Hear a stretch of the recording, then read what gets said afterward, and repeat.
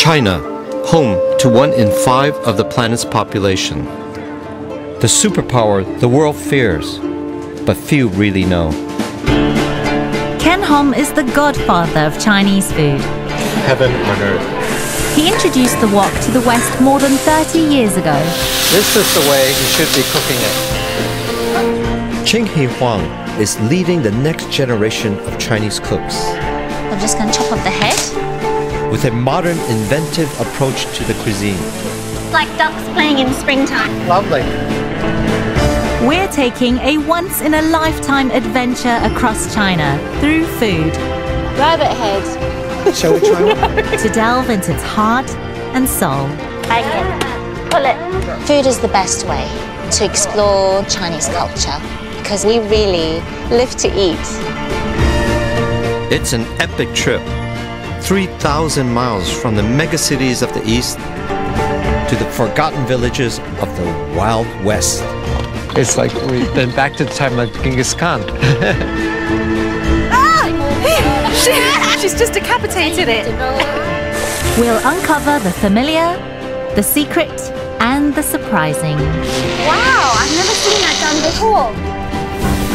Cook simple and delicious dishes. That is my Sichuan sausage. And reveal the secrets of China, old and new. It's like a journey that I've always dreamt about, but in a China I've dreamt about.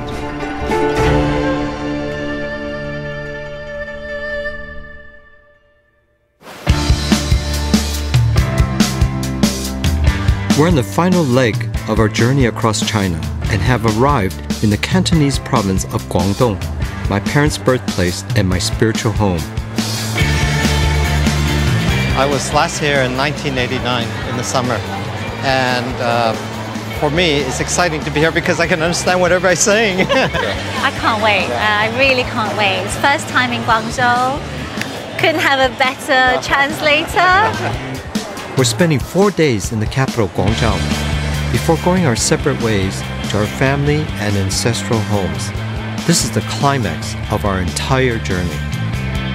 I'm crossing the South China Sea to Taiwan, where my food journey began at my grandmother's knee. While here in Guangdong, I'm reuniting with family I haven't seen for 23 years. You know, we Cantonese are often called the Sicilians of China because we're loud, boisterous. Our food is like the greatest, we think. My parents left Guangdong for America in 1948 in search of a better life. Historically, most overseas Chinese come from here, and today there are over 30 million in more than 100 countries. They took their style of cooking with them and adapted it for Western tastes. Today, this is what the West thinks of as Chinese food, but there's so much more to Cantonese cuisine. I know you would appreciate very much some of the things we have to offer here. Dim sum, Yeah. I mean really good dim sum. I can't wait to try dim sum with you Right. here actually and see, you know, how different it is. And you know, great seafood here. We're famous for, we eat everything.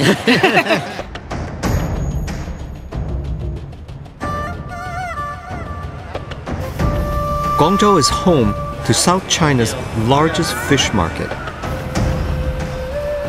Everything's in tanks, Fish, everything's alive. fresh, live. I mean, we're obsessed with that. The variety here is incredible.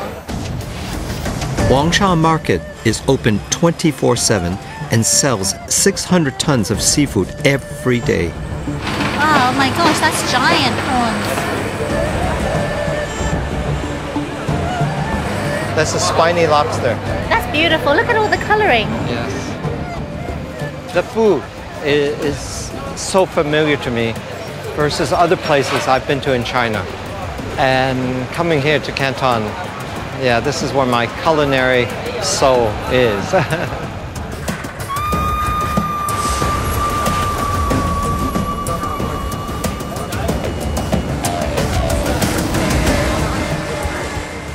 Oh my god. Alligators. Baby crocodiles. Oh my gosh. is it good? 呢喺邊度嚟㗎？泰國。泰國。哦，泰國。They're from Thailand. From Thailand? I've eaten it. No, I've never. Alligator. I've never cooked I had it in America. or eaten Alligator. it. Alligator It tastes like steaks. chicken. Yeah, it tastes like chicken. Wow. Wow. Wow. 犀利。 Has he ever been bitten? 你咬過嘛？係啊， Yeah, 幫 he's 好。 been bitten. 哦，哇，真係好大膽啊！ Oh my see? gosh, no, that's Turtles. turtles. Surely this is not for It's, eating. of course, it's for the pot. They're not here for pets. I actually think it's quite Very cruel. Cantonese. We don't have the same concept about things as pets. I think that's changing now. It's in changing. China. I mean, shark's fin, for example, is being banned throughout China, and I hope turtle soup will also be on that same, agenda, because I think it's cruel. There's some things you just don't need to eat. Well, we have to look at things historically. Yeah. I mean, where people didn't have enough to eat. There was a lot of famine, so it's hard to judge when you don't have anything to eat. I know, but Yeah. Times have changed. Sure, Things of move course. on. So, like China, and like modernization, I think food needs to modernize as well. Chinese tradition claims that stewed turtle cures cancer and alligator meat relieves asthma. Like many of the creatures here, they're an endangered species. And though the Chinese government is taking steps to monitor their trade, consumer culture won't change overnight. Even a major British supermarket chain with stores in China sells and slaughters live turtles.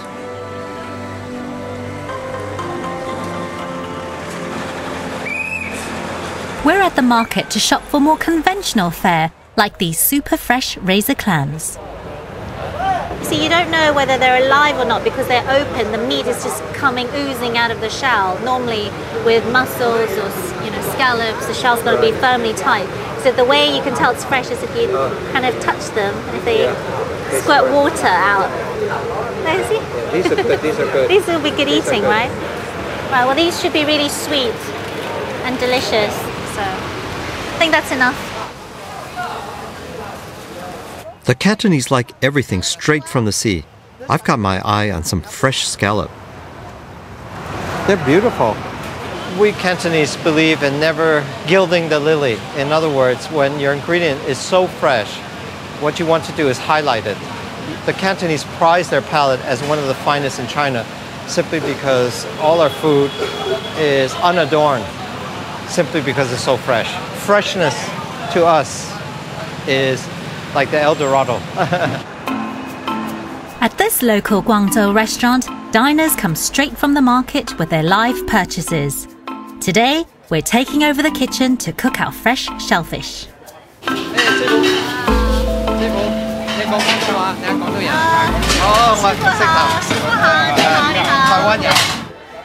I'm cooking steamed Cantonese scallops with chili, spring onion, and garlic.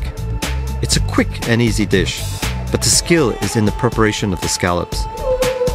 To open them, hold the round side down and run a flat blade along the inside. So you have to really pry them open. That's how you know they're fresh.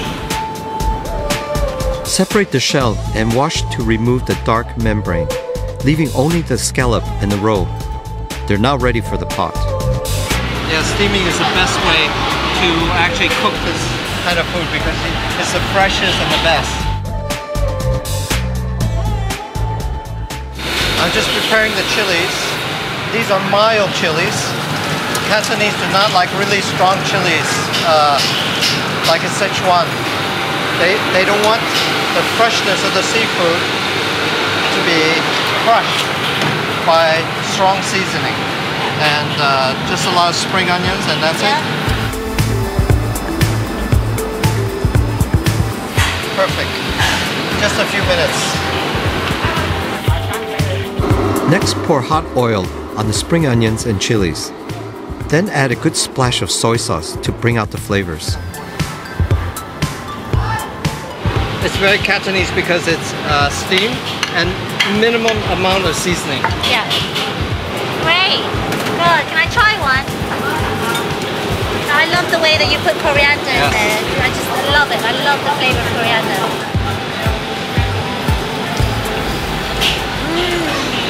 So sweet. This is delicious. Out of this world.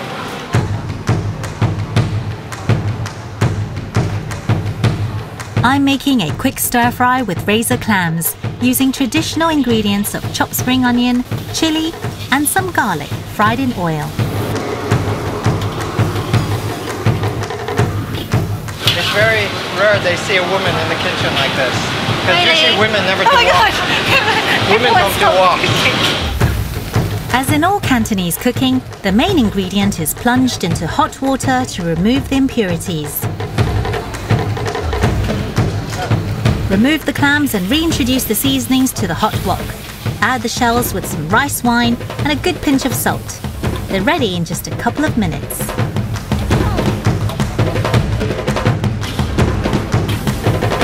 little bit of soy sauce. That's it. That's easy. Shall we try? Yes.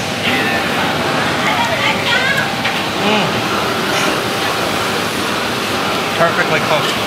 Good? Like it? Yeah. Unbelievable.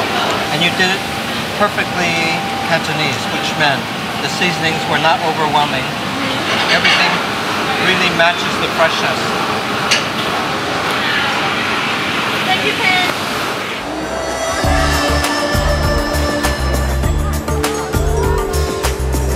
There's one Cantonese food that we're all familiar with in the West, dim sum. I'm taking Ching to the locals' favorite restaurant in the city that gave birth to this worldwide delicacy.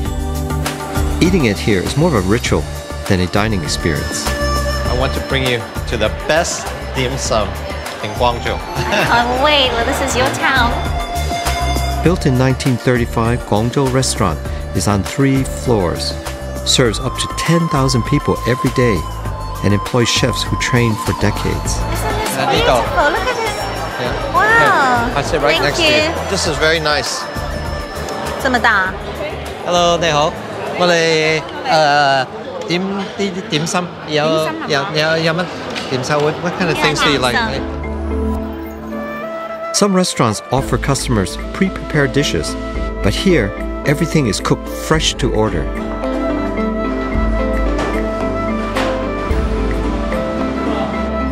There are hundreds of varieties of dim sum here, from steamed dumplings to chicken feet, and one of my favorites, lotus leaves stuffed with sticky rice. Shall we split one first? Yeah, let's have this one. Okay, I love this. Let's share. Yeah. That's beautiful. See, and what I love is to see all the beautiful inside. Look at mushroom, Yeah. pork, Belly pork. belly pork. And this should some And this shrimp. that looks like a little bit of chicken. A salted gake. Look at how much Yeah. skill is gone into it. And just because it's cheap doesn't mean that it shouldn't be up there as one of Right. the best cuisines in the world. And it's just perfection. It's perfection. The tradition of eating dim sum started centuries ago in small tea houses along the Silk Road. Yam cha, which means drink tea, is a ritual that goes hand in hand with dim sum. It's the Cantonese equivalent of having a biscuit with your cuppa.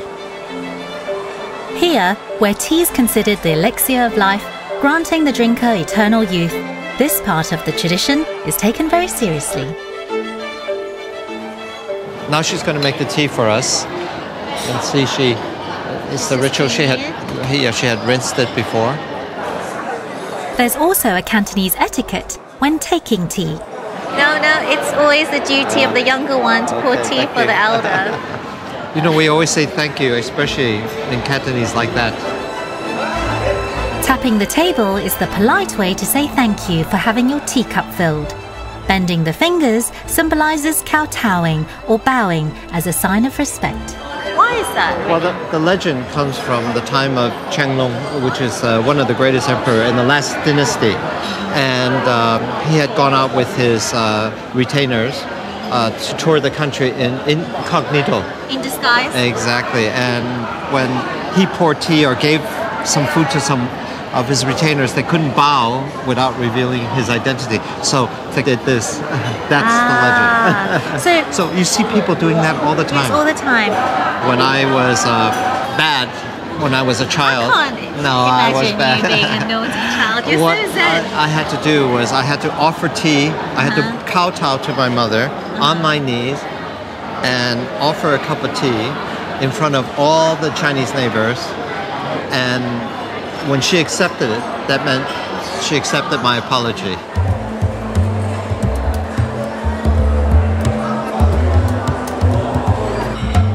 This restaurant is very popular with locals. Hello, 你好，我姓譚，你貴姓？你姓廖啊？我姓廖。Friends Lu Liang and Lao Chaoguang are its most loyal regulars. 你長期喺呢度食，你嚟呢度食50年啦，50年，我有都50年啦。你呢度乜都食過晒啦，係咪？啲點上 eat through the menu. I said 50 years I can eat through the menu. She knows the menu off by heart. 屋企煮餐啊，係嘛？你唔係好過啦。係啊 ，It's of course it's better than cooking at home. I don't want to deprive the restaurant of its best customers, but after 52 years cooking for celebrities, presidents, and royalty, I'm certain I can persuade them to try some authentic home cooking. While Ching takes a break, I've offered to prepare a meal for them at Mrs. Lau's house. And I thought, okay, that's a good opportunity for me to actually make sweet and sour as we Cantonese make it, which is the real thing. I've come to the old Bao Hao Road to buy ingredients for my sweet and sour pork. Guangzhou is in China's wealthiest province. Thanks to manufacturing, people here are among the country's highest earners. They demand quality and variety in their food. And in this market, you can buy almost anything. Live frogs. You know what we call live frogs? Chicken of the fields. You know, there's a famous saying that we Cantonese eat everything on 4 legs except the table, anything that flies except an airplane. Oh, this would be nice to put in sweet and sour. It's very unusual. Mangosteen. Mangosteens are a South Asian fruit with a sweet, tangy flesh, which makes them ideal for this dish. I got mangosteen and some pear apple. I learned how to cook sweet and sour pork from my Uncle Paul, who had a restaurant in Chicago's Chinatown. He taught me which cuts of meat to look for. 最南係邊隻？最南係邊隻？係呢個南啊？呢個南啊？I'm using the most tender part of the pork, not the belly that needs more cooking, but a piece that I can stir fry very quickly and then toss in a sweet and sour sauce. Mrs. Lau is retired and lives in the commercial district of Guangzhou. It looks like word of my visit has spread. Mrs. Lau has invited the entire neighborhood. That's a Chinese Buddha. Chinese Buddhas are always fat. Mrs. Lau could not have displayed religious icons during the Cultural Revolution, but since 1978, the Chinese Constitution has guaranteed freedom of worship. This is quite lovely. I have the same thing in my home in Thailand. It's 23 years since I was last in Guangzhou. So before I cook dinner, I'm keen to hear how life has changed for its residents. 最低嘅保障啊嘛，咁啊生活又穩定，大家咧個個都安居樂業係咪啊？咁就算係咁㗎啦。所以我哋覺得個幸福指數算高。好幸福㗎啦！我哋依家咁樣樣就。It's beautiful. They said we're so happy because we have stability and peace.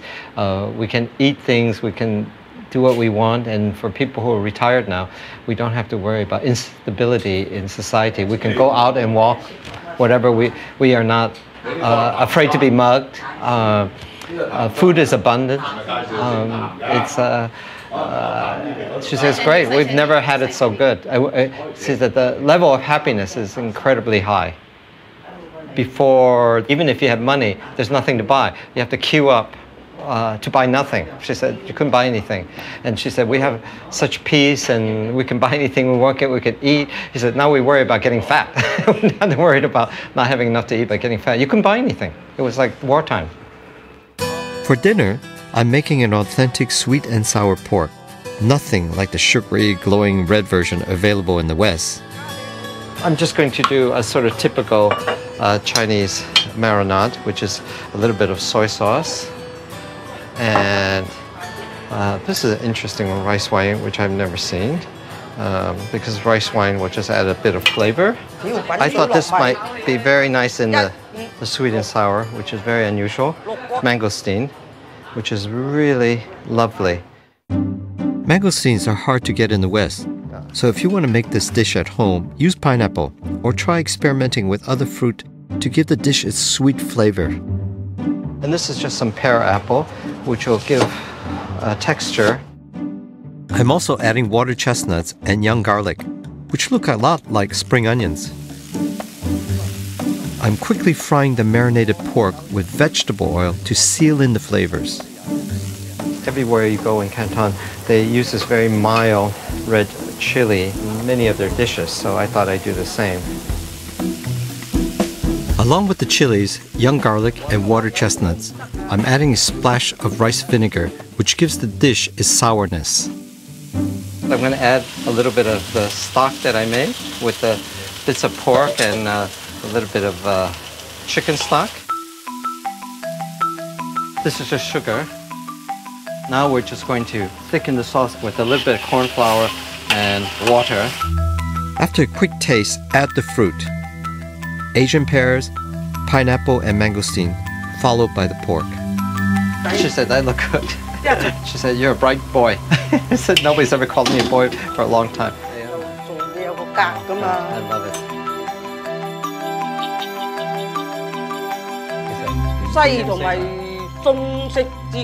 They said the flavors are really nice. A bit of East meets West.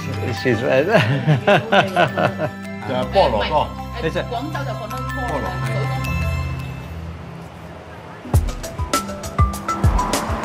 Whilst Ken is cooking for the locals, I'm at Guangdong's medicine market with physician Dr. Xu.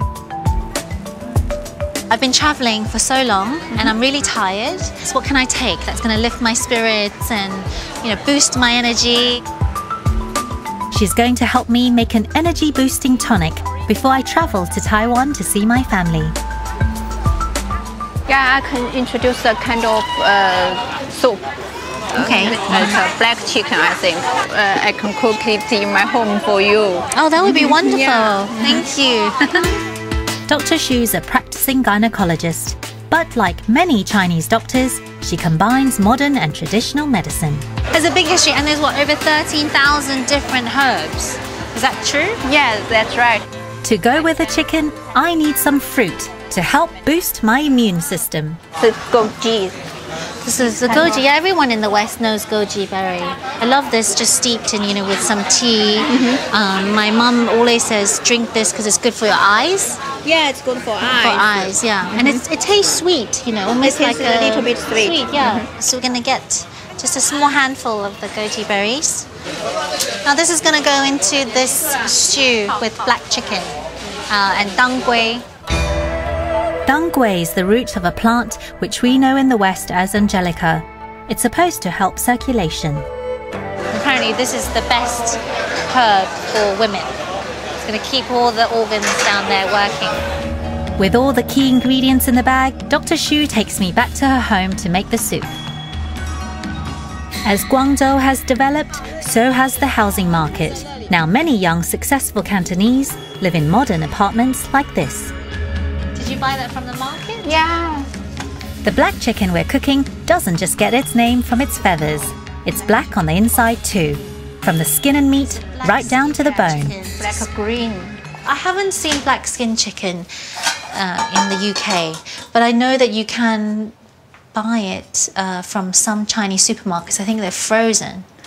Yeah. It's been used in Chinese medicine for over 1,000 years, and today it's considered a superfood because of the bird's high levels of antioxidants. In Chinese medicine, it's believed the body has two energies, yin and yang, which should always be balanced. in its simplest form. Yin is very cooling, yang is very fiery. Yeah. So if you're tired, you're stressed, you know, you're not feeling well, your body's probably thirsty. if you feel thirsty, you're probably very yang. Yeah. Too much yang. So you need to eat cooling foods, like yin food. It's a little bit cool. To balance it. So the chicken inherently is yin, but the ingredients we'll be putting will have different properties, right? Yeah, but the ingredient we put in is all the ingredient to enhance the yang, so it's a balance.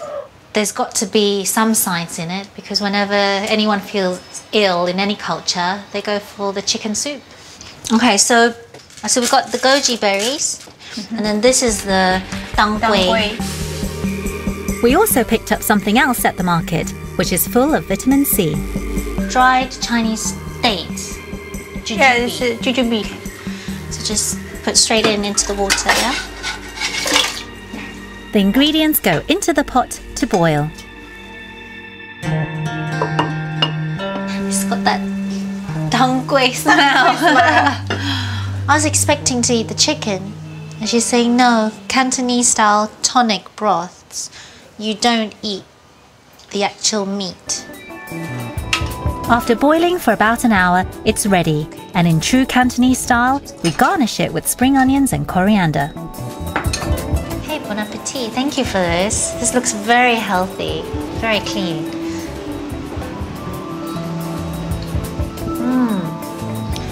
That is really good. You just know that it's doing you wonders. And it's easy to make. Just put it all in a pot. Can't get better than that.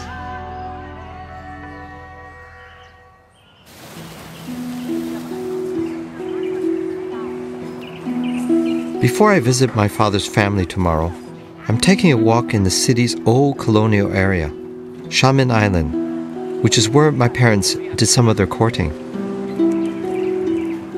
My father was a GI and he fought in World War II, and he got leave after the war, and he chose to come here where he met my mother, and they fell in love. My parents immigrated to America as newlyweds, but my father died when I was just 8 months old, aged 33. My mother brought me up alone in Chicago's Chinatown. My father never existed for me except in photographs. My mother never talked about him very much, so I grew up with him only as an image. My mom never remarried, and I think she was of the old traditional Chinese school that if you have children, then you didn't remarry. And so it feels kind of sad for her.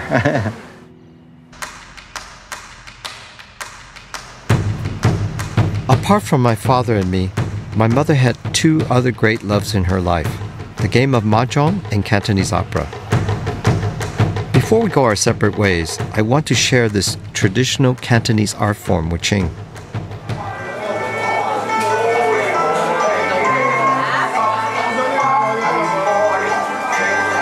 Cantonese opera dates back to the 16th century and had its heyday in the 1920s.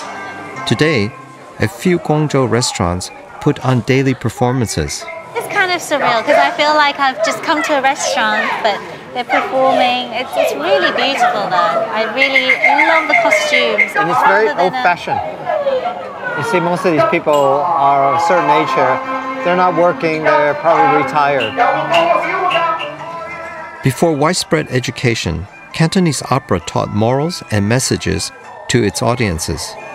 Are they all based on like old legends? Yeah, legends, very famous stories, tales. It's not only what they say, it's what they're gesturing. A lot of gesturing. Do you see it comes from like Tai Chi, when they go like that too, see? That's very Chinese. Today, these performances are more like variety shows, put on for the elderly and tourists. It's the aria from my mom's favorite opera. And, I mean, God knows how many times I've heard this.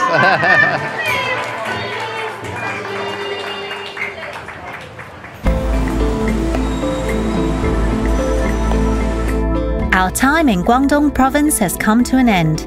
Whilst Ken stays on to visit his relatives, I'm going home to see my family in Taiwan.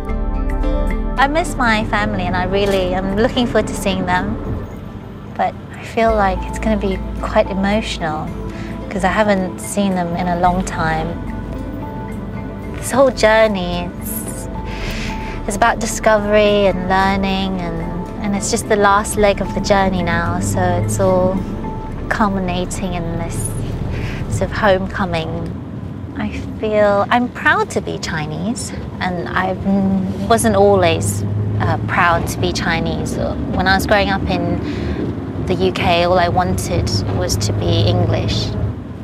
Now, you know, through cooking, I found my Chinese part of myself, and the more I've learned, the more I've discovered, and the more I've eaten my way around China, the more that I'm in love with it. And so I feel like I'm kind of coming full circle, but the circle is not quite complete yet. Taiwan is an island 112 miles off the southeast coast of China, which separated from Chinese rule 100 years ago. Although I was born in Taiwan, I left with my parents when I was 5 and eventually settled in London. Sometimes I feel a little bit anxious when I come back to Taiwan because I don't feel 100% Taiwanese. So over the years when I have visited, there's a sense of, you know, my Taiwanese, my language, you know, my vocabulary, my etiquette, my manners, all of it is not quite, you know, up to scratch. My parents moved back to Taiwan in 2009.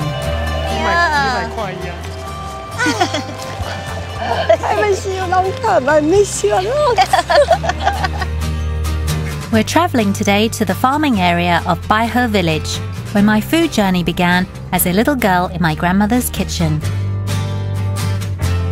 So we're going to see my grandfather, to see where my mum and all her family grew up, and where I grew up from when I was 2 to 5 years old. And we're going to go and burn some incense for my grandmother, and then I'm going to cook for the whole family. This will be the first time I've seen my grandfather since my grandmother passed away 2 years ago. Here we are. Akong! Hey, Akong!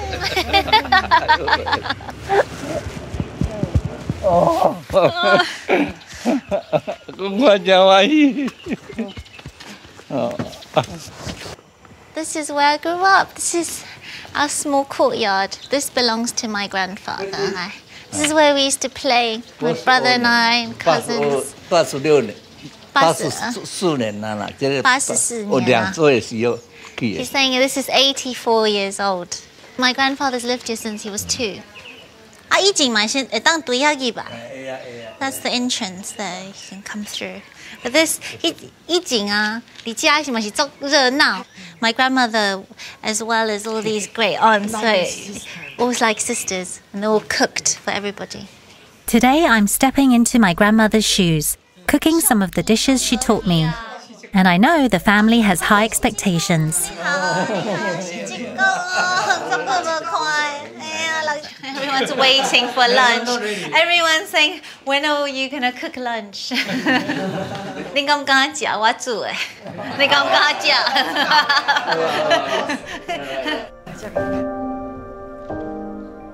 Before lunch, my grandfather and I share a quiet moment to mark Qingming Festival, when families remember loved ones who have passed on. This is my great-grandfather, my great-grandmother, and my great-great-grandparents. It seems fitting that this is the room where my family so often came together to share my grandmother's food, and it's where today we will take time to remember her.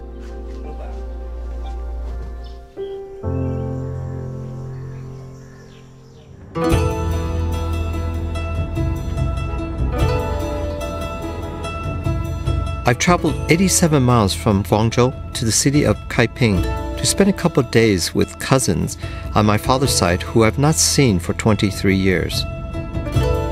I'm struck by how much this place has changed. God, I have never seen so many four-wheel drives. I think there has been a recent survey that says for the first time in China, more than 50%, half of the people are living in urban areas now instead of in the countryside. That's a remarkable change when you think that China has always been at least 80 to 90% peasants.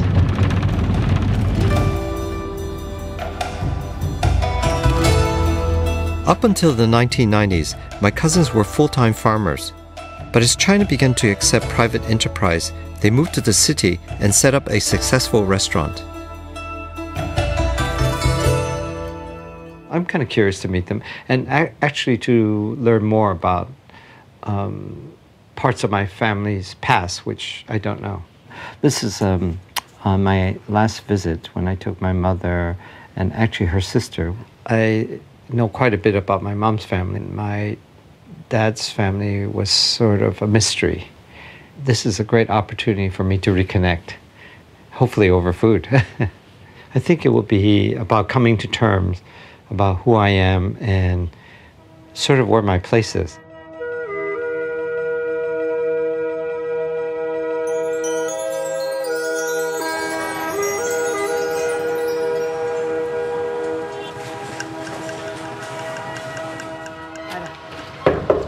Hello. 哎呀，好耐冇見啦嚇，葵椒冇見，你好啊嚇嚇，好耐冇見啊！誒呢個我唔識，我唔識。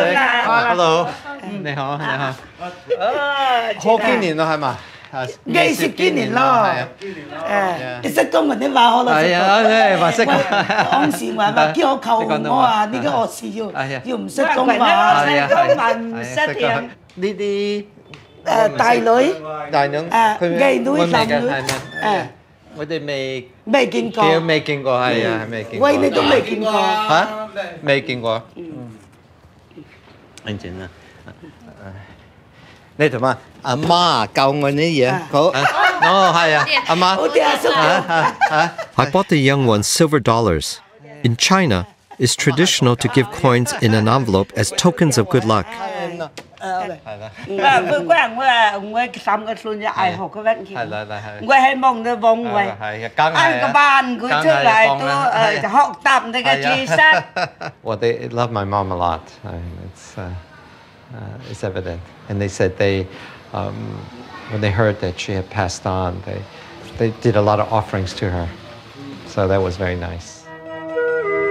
This morning, my cousins are taking me to our ancestral village in the Fushan region of Guangdong. It's an area dominated by paddy fields, where my father's family were rice farmers going back several generations. I said, is that hard work? She said, well, when you're young, you don't know, you don't think about it, when it's how backbreaking it really is to plant each stalk of rice. She has to get down there, bend down to do that. And they said when people actually eat, they have no idea where it comes from and how it's harvested. 這係可嚟嘅。哦。想為生活呢，個係嘅辛苦，可能為曉心佢講解，近來會有好神氣。My family are gathering at my grandparents' grave to mark Qingming, an annual ceremony of grave sweeping, when relatives meet to tidy the burial sites of their loved ones.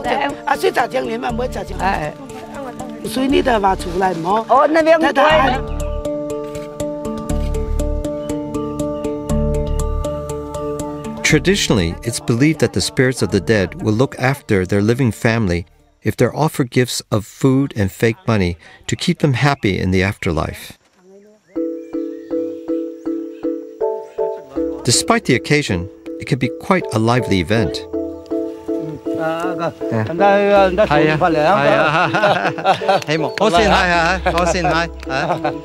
It's very different, our attitude. If you think of something like this in the West, it's very somber. Nobody would think of this is almost like a picnic here.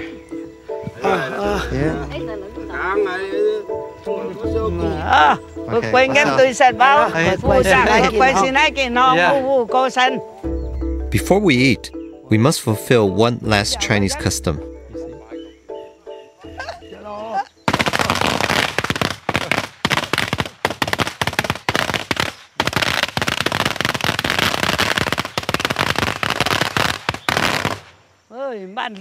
Wow.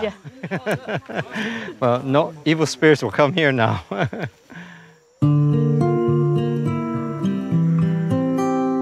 I grew up. This is my grandmother's kitchen. This is the big wok, because this is how much, to feed a whole big family. 猪长哎. And I sit around watching all this. I remember at that height. The kitchen's just as my grandmother left it, and today I'm cooking some of her favorite dishes for the family. The idea is to make a lunch in honor of my grandmother. So she used to make delicious clams and prawns. She used to make drunken prawns drunk with wine. And then my favorite is 粽子, which is bamboo sticky rice, which my grandmother used to make for me. She's really good at making it. When you're cooking for so many, timing is crucial, so I've enlisted my mother as sous chef. We're starting with the most complicated dish, bamboo parcels. Mushrooms.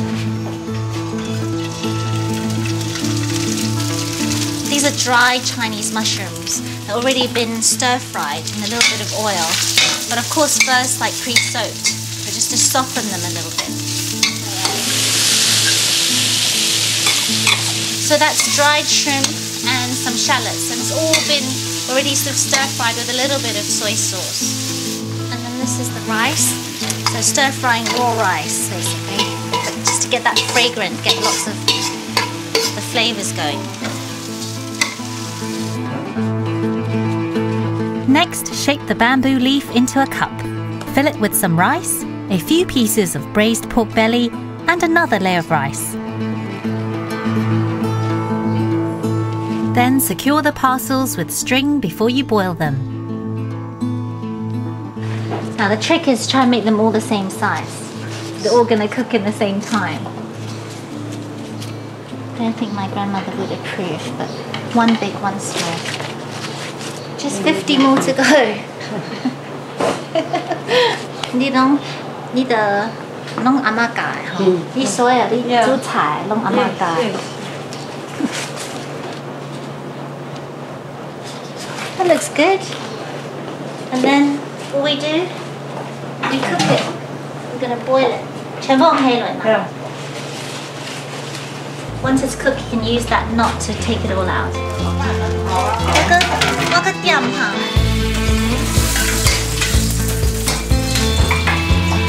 I think I'm going to start with the prawns first. Next, I'm making one of my grandmother's signature dishes, drunken prawns. Get the wok nice and hot, add the prawns, a little ginger, and a good splash of rice wine to get the shellfish nice and tipsy.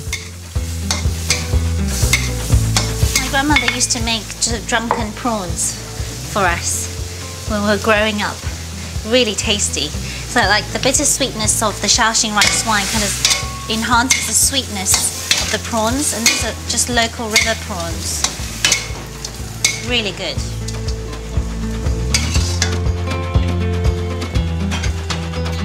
My grandmother's speciality was seafood, so I'm making another of her favorite dishes, fresh clams with Chinese basil, soy sauce and rice wine. And then just keep cooking until a lot of the shells have opened up.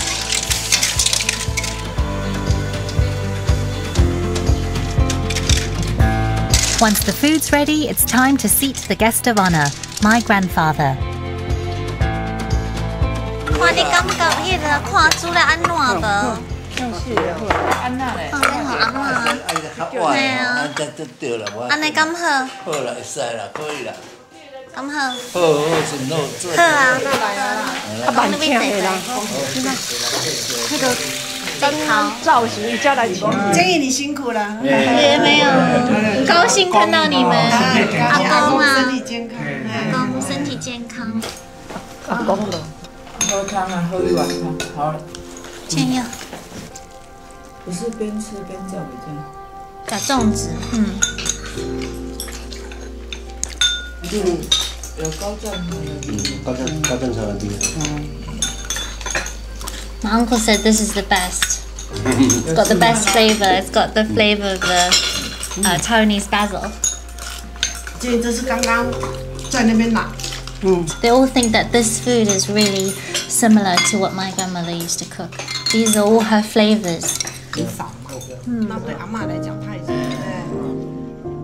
那我们在这里是最爱买盘子了。那剩下了。I'm really happy because my grandfather just said, "But she really made this, and it's got grandmother's flavor. It tastes like grandmother's." 阿嬷的味，就是的味道。味道. My grandfather's really vulnerable, and I've never seen him emotional. He must really miss her a lot. My grandmother was an amazing woman, but she really groomed me to be a cook at such a young age, and I didn't really think that it would leave such an impression on me. They all give their hats off to my grandmother. You know, she was the cook. She was the exec chef. She was the best one out of all of them.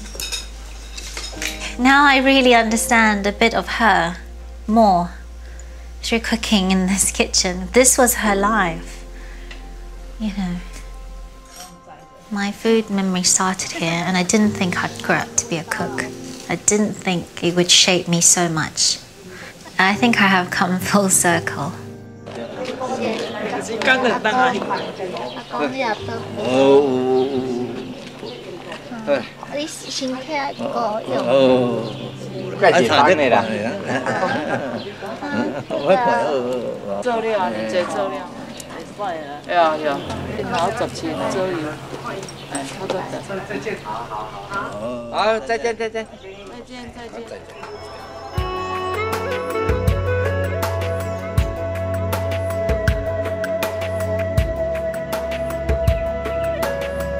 This farm has been in the Han family for 5 generations. It's where my father grew up. Today, my cousins grow vegetables and raise poultry here for their restaurant in town. Oh, they look very tasty. They're beautiful. Oh, I remember this. This is the old family kitchen.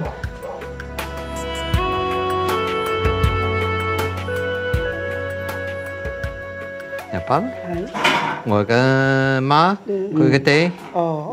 Mấy anh đang ngồi hiện nay mà講như話以前的老妹其實時候能自大，你嘅老豆佢話奶都唔變，佢講，喂唔係講。This is a revelation. She said that when my mom laid eyes on my dad, it was love at first sight. Nobody else she would even be interested in. There's a revelation. Because my mother told her. 因為你阿媽成日同我講話嘅，佢好似講我人啊。佢話我要翻嚟向人啲嘢，因為我媽佢唔係成日好講啊，佢竟然好定啊。係咯。After grave sweeping, there's always a feast, and on this occasion, we're cooking together to celebrate my homecoming. This is what we call a family affair. Everybody pitches in, do their thing, and help. Because if we don't do that, we're not going to be eating.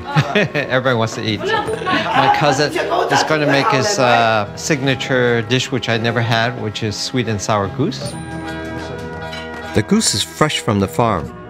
Once it's coated in soy sauce, to give it color and flavor, my cousin deep fries it.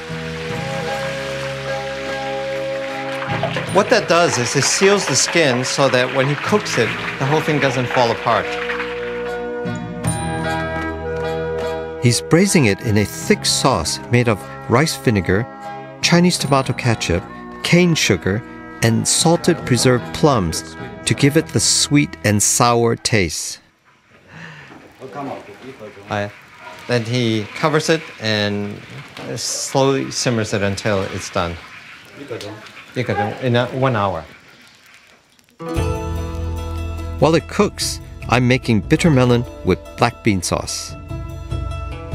This is a great thing about cooking like this. The family all chips in and helps you do the prep, which is great. I love it. This is bitter melon. It's quite delicious, and you can actually get this fresh everywhere now. It's Chinese supermarkets, and you need to take out the inside. It has a bitter quinine flavor. 你中意福廣嘛？你中意係福廣嘛？She likes it, but I'm cooking this because my mom used to make it often.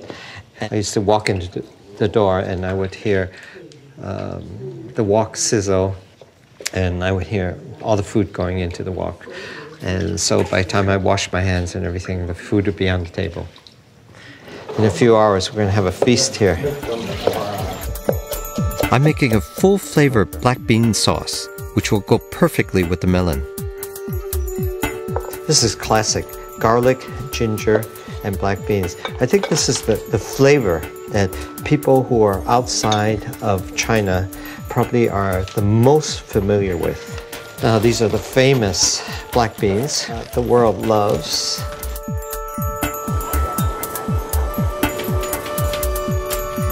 Well, we take vegetables and we blanch them, and it helps to give them a cleaner flavor. I'm draining it.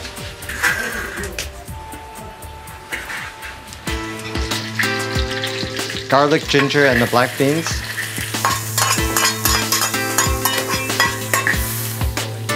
Then add spring onions, mild red chilies, and rice wine.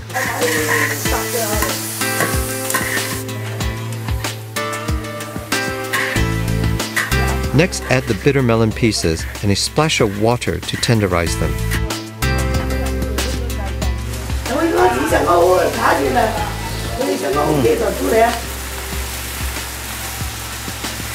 A bit more cooking. Just a little bit of sesame oil. That gives a nice sheen to that. My cousin is serving the goose in the traditional way, chopped. Tell me if that's not beautiful. Okay. Oh, go to啦，到係。所以入嚟入嚟下啦。咁謝謝。They're all having a little booze.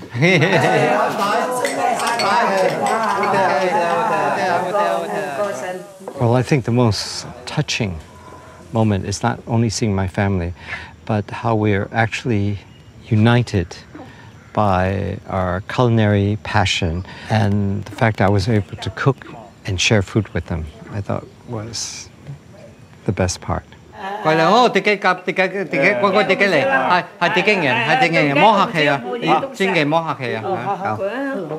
This is absolutely beautiful. Wow, What I've learned in Kaiping is a little bit more of my family puzzle. I learned more about my mom and dad meeting and how it was love at first sight. I thought that was quite touching. In many ways, I felt she more or less sacrificed her life for mine. But still, hearing that, she did have some moments of happiness.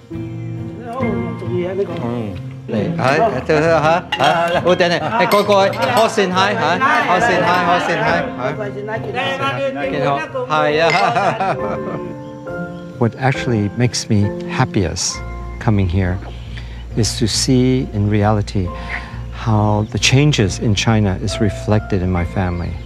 Their welfare has gone up, they're optimistic, they are looking with hope to the future. That's pretty fantastic. Bye-bye. Bye-bye.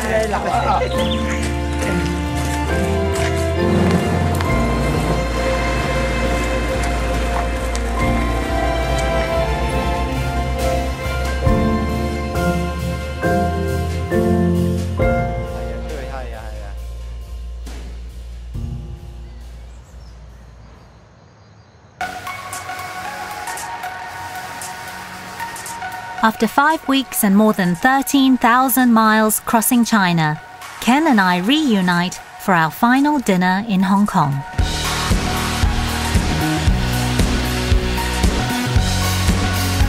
It feels fitting to end our journey in a city where East meets West. This view, I think, has to be one of the most beautiful views in all of Asia. Yeah, it's one of the best views in the world. I mean, Hong Kong, look at that.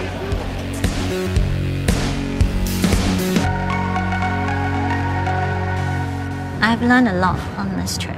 Actually, before coming, I actually wanted to experience most of the cities because I'm a city girl at heart. But going back to the roots, the basic roots, and going back to the countryside and learning from these farmers, you know, life is tough, it's not easy, and the way they live with such dignity really touched me. They put their food on the plate and it represents them.